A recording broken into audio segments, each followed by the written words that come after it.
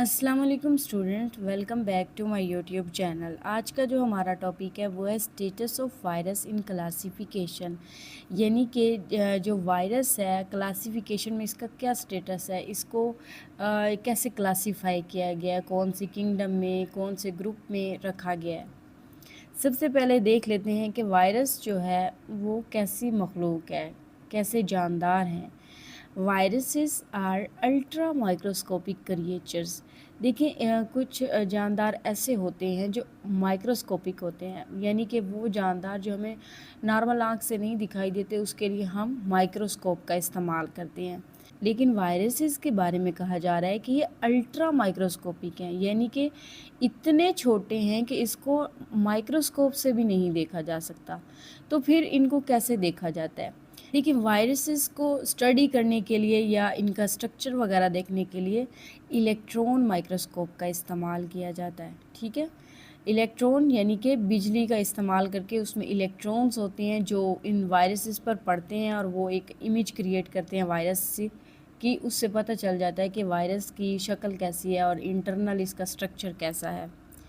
That are at the border line of living and non living. Virus जो है, scientist ये कहते हैं कि जो वायरस हैं वो जो है लिविंग और नॉन लिविंग की बॉर्डर लाइन है, यानी कि दरमियान में है। एक सरहद है जिस पर वायरसेस पाए जाते हैं, यानी कि ना लिविंग है ना नॉन लिविंग है। वायरसेस जो हैं ख़ुद से कुछ भी नहीं होते, लेकिन जैसे ही ये किसी जानदार सेल में इंटर करते हैं तो ये जानदार बन जाते हैं।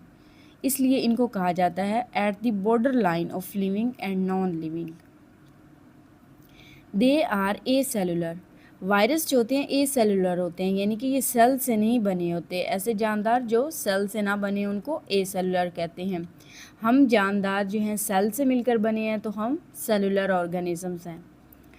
They are not made of cells, ये सेल से नहीं बने। And do not have cell organelles. जब इनका सेल नहीं है तो सेल ऑर्गेनेलीज भी ऑब्वियसली बात है कि नहीं होंगे। अब virus consist of nucleic acid.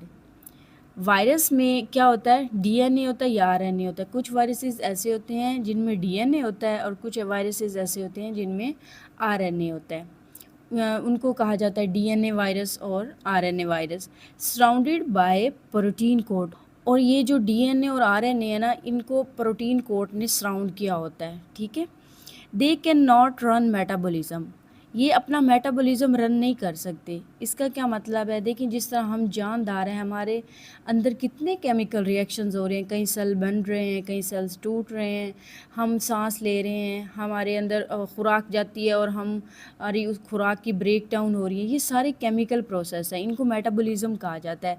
तो वायरसेस के अंदर मेटाबॉलिज्म नहीं है, यानी कि ये जो वायरसेस हैं ये अपना मेटाबॉलिज्म नहीं चला सकते। For the synthesis of their protein, इन्होंने जब अपने लिए प्रोटीन को सिंथेसाइज करना होता है, यानी कि इनको जब अपनी प्रोटीन की ज़रूरत होती है और इन्होंने अपने नंबर को इंक्रीज़ करना होता है, यानी कि एक से ज़्यादा वायरसेस ने बनना होता है, वायरसेस बिकम पैरासाइट। तो ये पैरासाइट बन जाते हैं, यानी कि ऐसे जानदार जो जानदारों में जाते हैं, यानी कि जानदारों में दाखिल होते हैं, अपना नंबर इंक्रीज़ करते हैं, वहाँ पर अपनी खुराक वहाँ से लेते हैं, लेकिन बदले में उन जानदारों को बीमारियाँ देते हैं। ठीक है, उनके अंदर बीमारियाँ फैलाते हैं। तो ये जब जानदार के अंदर दाखिल होते हैं तो ये पैरासाइट बन जाते हैं। जानदार कौन कौन से होते हैं? जिस तरह प्लांट्स हैं, एनिमल्स हैं, बैक्टीरिया वगैरह, ये सब जानदार हैं। इनमें ये जाकर पैरासाइट बन जाते हैं। Viruses are not included in the classification system. Viruses को क्लासिफिकेशन सिस्टम में शामिल ही नहीं किया गया। इसकी क्या वजह है? Because they lack any of the characteristics of 3 domains of life. देखिए जानदारों को बायोलॉजिस्ट ने 3 डोमेन्स में क्लासीफाई किया गया था, आर्किया, बैक्टीरिया और यूक्रिया। तो ये जो वायरसेस हैं इनकी खसूसियात जो उन डोमेन्स की खसूसियात है उनसे मिलती नहीं है, इस वजह से इनको क्लासीफाई नहीं किया गया, उन डोमेन्स में नहीं रखा गया। यहाँ पे 2 कॉमन वायरसेस दिए हुए हैं। ये बैक्टीरियोफेज वायरस है जो बैक्टीरिया पे अटैक करता है। ठीक है, और जो ये वायरस है ये इन्फ्लुएंजा वायरस है। Prions and viroids are acellular particles, ये भी वायरस की तरह ए सेलुलर पार्टिकल हैं, यानी कि ये जानदार भी सेल से नहीं बने। And are also not included in classification system, और ना ही इनको क्लासिफिकेशन सिस्टम में शामिल किया गया है। Prions are composed of protein only, prions जो हैं सिर्फ और सिर्फ प्रोटीन के बने होते हैं।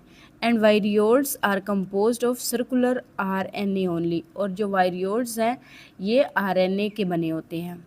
Both these particles cause infectious disease in certain plants, ये दोनों जो पार्टिकल्स हैं ये क्या करते हैं, इन्फेक्शियस डिजीज़, बीमारियां फैलाते हैं कुछ पौधों के अंदर।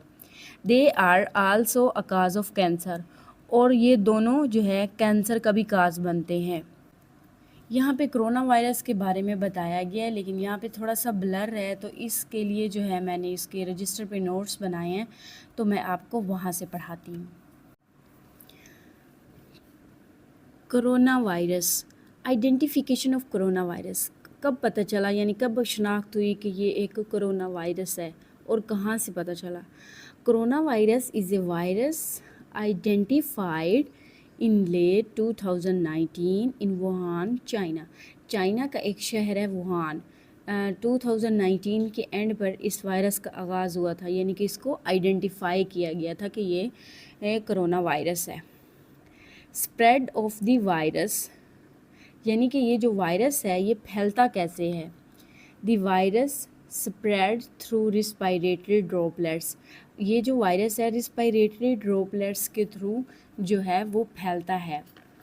When an infected person cough sneeze, यानी कि जब एक शख्स को कोरोना वायरस है तो वो जब खांसी करेगा, स्नीज़ यानी छींकेगा, बात करेगा या फिर सांस लेगा, तो उससे जो है ना ड्रॉपलेट्स जो भी गिरेंगे, ज़र्रात वगैरह जो उसके मुंह से निकलेंगे, उससे जो है क्या होगा, वायरस फैलेगा।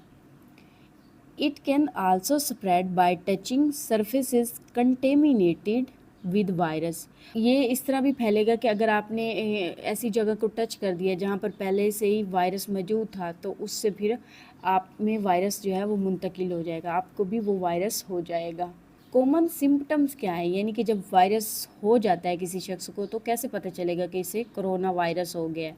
उसे फीवर हो जाएगा, खांसी होगी, शॉर्टनेस ऑफ ब्रीथ यानी सांस लेने में तंगी होगी, फटीग होगा यानी कि थकावट महसूस होगी, बॉडी एक, जिस्म में पेन होगा, लॉस ऑफ टेस्ट और स्मेल, यानी कि जो उसका टेस्ट और स्मेल है वो लॉस हो जाएगी, खो देगा, टेस्टलेस, उसकी जो टंग है वो टेस्टलेस हो जाएगी। सोर थ्रोट, उसका गला जो है सूज जाएगा, खुश्क हो जाएगा, और जो है मतलब निगलने में भी मुश्किल होगी। एंड हेडेक, और उसके सर में पेन होगा। प्रिवेंशन क्या है कि इस कोरोना वायरस से कैसे बचा जा सकता है। मास्क पहनना चाहिए, सैनिटाइज़र का इस्तेमाल करना चाहिए, और washing hand with soap for at least 20 seconds, थोड़े थोड़े टाइम के बाद आपको हाथ धोने हैं 20 सेकेंड्स के लिए साबुन से, तो इससे जो है हम वायरस से बच सकते हैं। सेकंड जो चीज़ है वो है वैक्सीनेशन। वैक्सीनेशन अगर आप करवा लेते हैं तो आप वायरस से बच सकते हैं। वैक्सीनेशन क्या करती है, ये हमारे इम्यून सिस्टम की हेल्प करती है कि वो जो है वायरस को रिकग्नाइज़ करे, पहचान ले, and fight with the virus, और फाइट करे वायरस के साथ। यानी कि जब आप वैक्सीनेशन करवा लेते हैं वायरस होने से पहले, तो आपका इम्यून सिस्टम पहले से ही एक्टिव हो जाता है और रेडी हो जाता है, और जैसे ही फिर वो वायरस आपकी बॉडी में बाद में इंटर करता है, मुंतकिल होता है, तो इम्यून सिस्टम आपका रेडी होता है, वो इसको पहचान लेता है फ़ौरन से ही, और फिर इसके साथ फ़ाइट करता है, यानी कि इसको निगल लेता है या जो है इसको मार देता है, किल कर देता है। तो इससे हम जो है वायरस से बच जाते हैं वैक्सीनेशन के थ्रू। आई होप कि आपको समझ आ गया होगा। आज के लिए इतना ही। अल्लाह हाफिज़।